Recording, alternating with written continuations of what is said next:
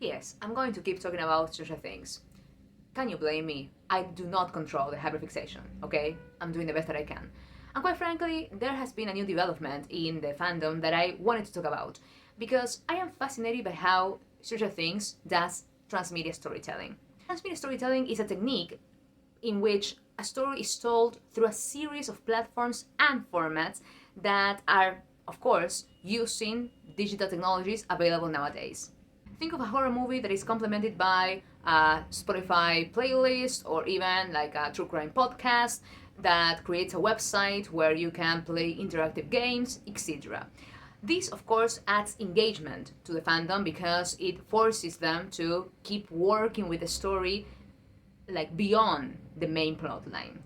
However, it may also be asking too much from them because they may not have the time or the energy to consume all the content connected to the story.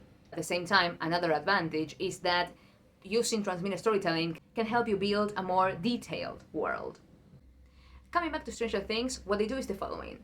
All the way back in season 2, I think, they had these like official Spotify playlists for each character, which already told you something about them.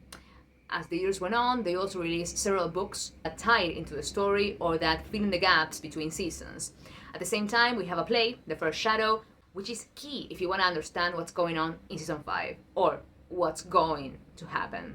And the most recent development and the reason for this video, the radio. So if you have watched volume 1, you know that there is like a radio like in the story that I wouldn't say it plays a huge role, but it is there and it is relevant.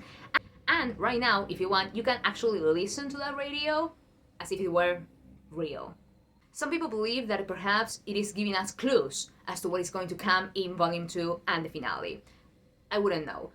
Regardless of whether it's canon or not and how important it may be to understand what is going to happen in the upcoming episodes, it is undeniable that Stranger Things, which is like one of the biggest shows ever, knows how to use transmedia storytelling to nurture its fandom. And that, in my opinion, is something that anyone interested in creating stuff like this should be taken into account.